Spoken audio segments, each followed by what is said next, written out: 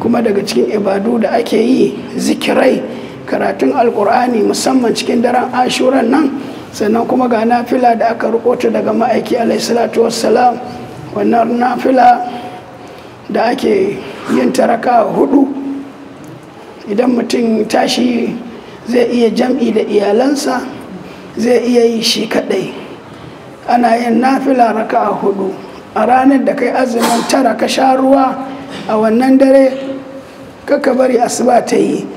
Ana raka'a 4, kowace raka'a ɗaya za a karanta fatiha kul huwallahu 51, raka'a 4 ai sallama kuma ai salati ga annabi.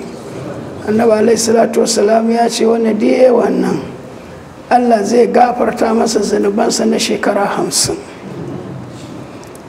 Nawawi ya ce a kowace raka'a ɗaya ne bawa yake samun gafarar zanubai na shekara 50 da ɗaukaka daraja ta shekara 50 da kawamar da matsaloli da bala'o'i na sharrori na shekara 50. Saboda haka 'yan uwa, kada mu sakaci, mu himma, mu tsaya tsayin daka mu.